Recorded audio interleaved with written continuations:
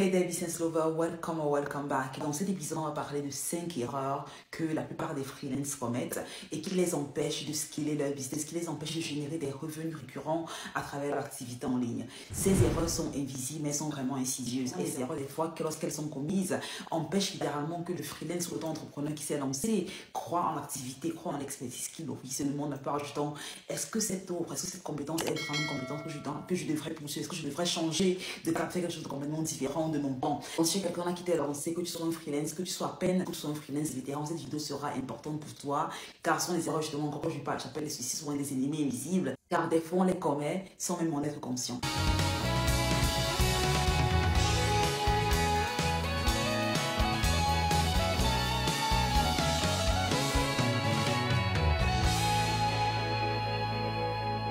Et donc, si tu me découvres à l'instant sur la chaîne, je suis Jolie Mathieu. J'ai commencé mon activité de freelance il y a 3 ans de ça et qui s'est transformée il y a 1 an en une agence de marketing digital à travers laquelle justement j'aide les entreprises à scaler leur business, leur revenu grâce aux stratégies de publicité en ligne. Et je suis également business mentor. J'accompagne des personnes qui désirent de se lancer en ligne, désirent de devenir freelance. Je les accompagne justement afin qu'elles puissent devenir également freelance élite. Et sur cette chaîne Business Entrepreneuriat, on parle de business, on parle de finance, on parle de stratégie marketing forcément, vu que c'est un peu mon domaine d'expertise, stratégie de marketing qui, dans le but vraiment de t'aider à créer un business qui perdure au test du temps, afin que tu puisses ici créer de la richesse générationnelle et devenir indépendant financièrement, indépendamment de ce que indépendant financièrement signifie pour toi spécifiquement. Donc, ce sont des sujets qui t'intéressent, ensuite t'abonner pour ne pas manquer des épisodes comme celui-ci. Il y en a plusieurs chaque semaine sur la chaîne. Maintenant, aujourd'hui, on parle de 5 erreurs que tu veux éviter à tout prix pour réussir rapidement en tant que freelance. La première erreur va commencer tout simplement à ne pas utiliser les sites de freelance comme il se doit.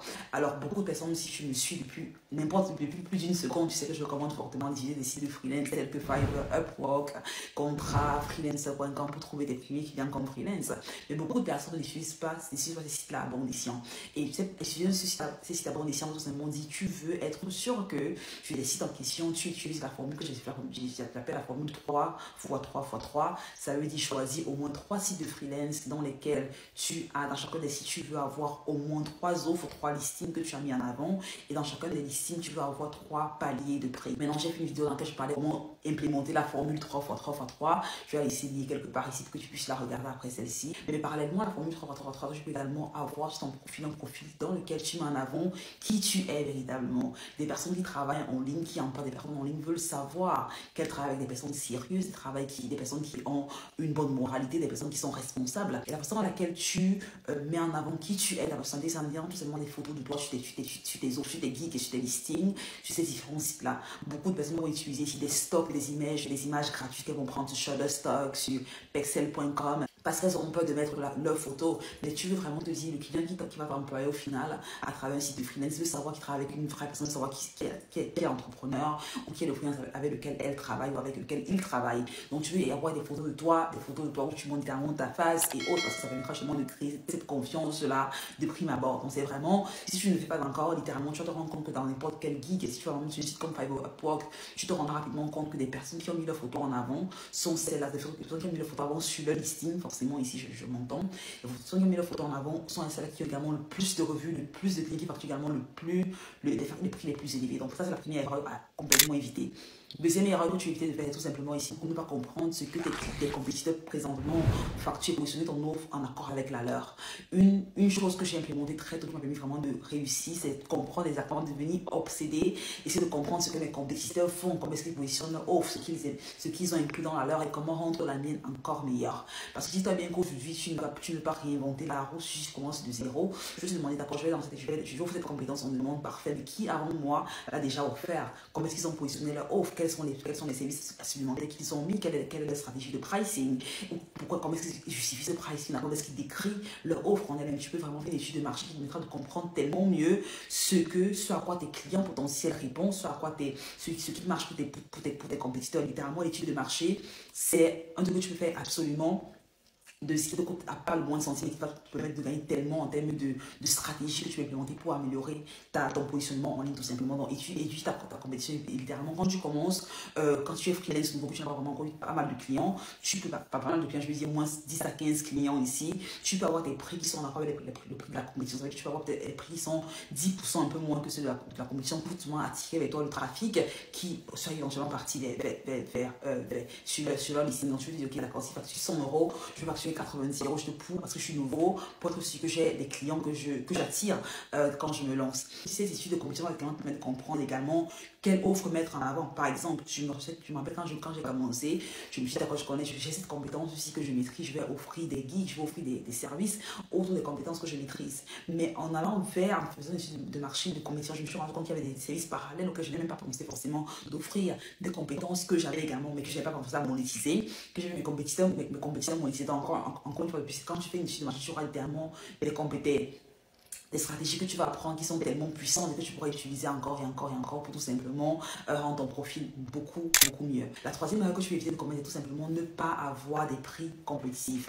Beaucoup de personnes se disent, sur un site comme Fiverr ou sur un site comme Upwork, je vais commencer au prix le plus bas, je vais commencer avec 100 euros, 10 euros, et c'est vraiment une grosse erreur parce que par exemple sur un site comme Fiverr, bien que le nom c'est Five ou bien que le nom inclut le mot Five qui veut dire 100, ne veut pas forcément dire que 5 euros c'est le prix avec lequel tu veux commencer, pas du tout, bien au contraire. Fiverr je suis positionné comme étant un site de freelance qui offre des prix, qui a des freelance qui sont non seulement smart, mais qui sont également talentueux. Et forcément, le talent se reflète également autour du prix que tu vas facturer. Donc, si tu commences avec des prix très bas, ça veut non seulement dire au client qui t'aborde que tu n'es peut-être pas confiant, que tu n'es pas performant, que tu n'es pas compétent dans l'offre que tu vas lui offrir, mais tout simplement, ça peut également faire que la plateforme en elle-même ne met pas ton profil, ton geek en avant lorsque peut-être pas dans la barre de recherche, la compétence que tu as offert. Donc, vraiment, essayer de facturer des prix trop bas comme cela. Je conseille fortement de commencer. Encore une fois, il faut une étude de marché, voir ce que les compétiteurs facturent, mais également, minimum, je dirais vraiment 30 euros pour le service que tu offres. Mais quand je dis 30 euros, c'est vraiment, ça dépend encore ici de ce que tu fais, hein, parce que ça dépend vraiment de si tu factures à l'heure ou au projet. Mais vraiment, au lieu de commencer avec 5 euros par exemple, commence avec 30 euros, 100 euros, pourquoi pas. Mais ce que je déconseille fortement, c'est de vouloir faire la course au prix le plus bas, car tu finiras littéralement avec zéro. Donc, il est important ici de se fixer des prix vraiment compétitifs qui sont en accord et qui sont cohérents avec les compétences que tu as présentement. La quatrième erreur que tu veux éviter lorsque tu te lances comme freelance, c'est tout simplement ne pas avoir une présence en ligne solide. Beaucoup de freelance encore ici sont timides, ils disent que moi je suis introverti, j'ai pas envie d'être devant la caméra, j'ai pas envie d'être mon visage sur les réseaux sociaux, c'est pas trop mon délire. Mais la vérité c'est que si tu travailles en ligne en tant que freelance, c'est un peu comme une personne qui a une boutique qui se dit j'ai pas envie d'avoir une boutique parce que on me fera mon visage. La personne se pose cette question qu'on a un business physique, mais quand on a un business en ligne, des fois on a l'impression qu'on va avoir une business qui génère des revenus importants sans montrer son visage. C'est littéralement pas vraiment cohérent parce que c'est comme tu veux y penser quand tu vas acheter un produit dans un magasin physique. Tu vas dans un magasin physique, il n'y a pas de vendeur parce que le vendeur est trop timide pour montrer son visage. Tu vas te dire, mais attends, c'est pas, j'achète le produit à qui? Je vais pas acheter le produit à une machine. Et donc c'est pareil ici. Tu peux être timide, introverti, je te garantis que je suis vraiment la personne la plus introvertie qui existe au monde, bien qu'on peut ne pas y croire, mais ça n'a pas empêché que je me dise, ok, je vais dépasser cette timidité-là, parce que j'ai un objectif à atteindre. Donc je te conseille fortement de faire pareil, parce que également, et l'une des raisons pour lesquelles je vais vraiment dépasser cette timidité, ce mal-être-là, te mettre en ligne, vient du fait que les clients te feront plus confiance si savent avec qui ils travaillent une fois de plus. Si tu as un site web qui est bien optimisé, un site web sur lequel tu décris littéralement qui tu es, pourquoi tu as commencé, tu as une présence en ligne, que tu as un compte sur Instagram, Facebook, LinkedIn, ça permettra non seulement que tu puisses fidéliser tes clients plus rapidement, mais que tu puisses également attirer des clients plus facilement. Littéralement, aujourd'hui, 20 à 30% des clients qui travaillent avec l'agence de marketing Dragon que j'ai présentement m'ont trouvé en ligne. C'est 20% du portefeuille, c'est 20% du chiffre d'affaires que je n'aurais pas eu autrement si je n'avais pas eu le courage de commencer en ligne. Et si tu es vraiment l'un de cette timide-là qui, comme moi, ne voulait pas du tout être en ligne à la base, tu peux commencer tout simplement en écrivant. Je me rappelle pendant très longtemps, je n'ai pas mon visage pour que ce soit.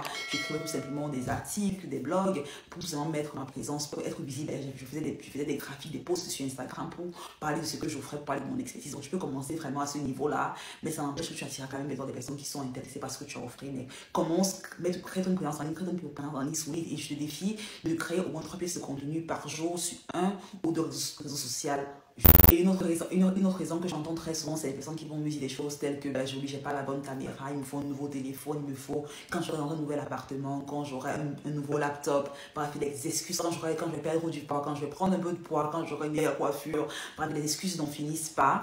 Et je te conseille fortement de commencer où tu es avec ce que tu as. Donc, quand le challenge te dit que je vais poster au moins 2 à 3 pièces de contenu par semaine sur un ou deux réseaux sociaux pour voir, et littéralement, tu auras l'effet boule de neige qui se fera au fil du temps, garanti. La 5e erreur que je vois beaucoup de freelance commettre, c'est tout simplement ne pas investir en eux et devenir expert dans un domaine en particulier. Beaucoup trop de freelance veulent offrir tout à tout le monde.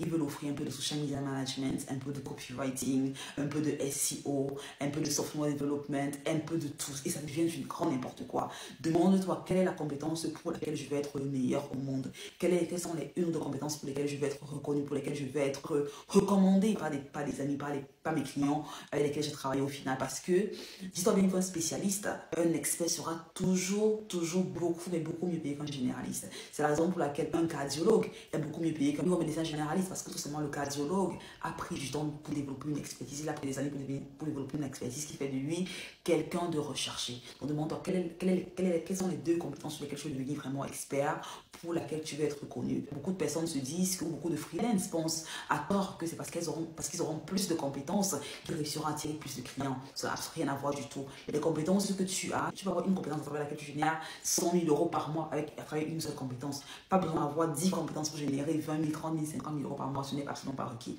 La compétence que tu as, plus tu deviens expert, plus tu cibles les clients avec lesquels tu vas travailler, et plus tu pourras justement, là, tu pourras facturer les prix plus élevés. Donc, expertise au lieu de généralisme, c'est vraiment ce que je recommande si tu te lances, ou si tu es déjà un freelance vétéran qui pour le moment offre un peu de n'importe qui à n'importe quoi. Demande toutes les compétences que j'offre présentement, quelle est la compétence qui est la mieux payée. Pas forcément quelle est la compétence que j'aime le plus, parce que lorsqu'on lance un business, on lance un business pour résoudre un problème particulier pour quelqu'un. Tu veux déjà te demander, est-ce que ce que je fais vraiment, est-ce que je prends un service qui va me permettre de rendre la vie de quelqu'un plus facile, plus simple, gagner plus d'argent, économiser plus d'argent. Si la réponse est oui, demande-toi quelle est la compétence en demande que je fais autour de l'expertise en question, et quel est le marché cible qui prend un payer pour la compétence en question. Donc voilà un peu les 5 erreurs que tu veux éviter absolument pour réussir comme freelance. Si tu veux aller plus loin, je te conseille fortement de regarder la masterclass 5 étapes pour devenir freelance élite que j'ai laissé dans la description. C'est littéralement le step by step que j'ai utilisé pour aller de salarié, travailler à temps plein, 80-60 heures par semaine, à devenir mon propos, travailler beaucoup moins, avoir du qui génère plus de chiffres par an. Je te conseille fortement de la regarder. Lien dans la bio. Mais si tu as la vidéo jusqu'à la fin, si tu as des questions, des incompréhensions, laisse-moi savoir en commentaire. Ton feedback vaut de l'or. Et ton attention mon or comme à chaque fois. Mais si tu as la vidéo jusqu'à la fin, je te retrouve au prochain épisode. Si tu as une excellente journée, une excellente semaine, une excellente vie. Prends soin de toi. Bye bye.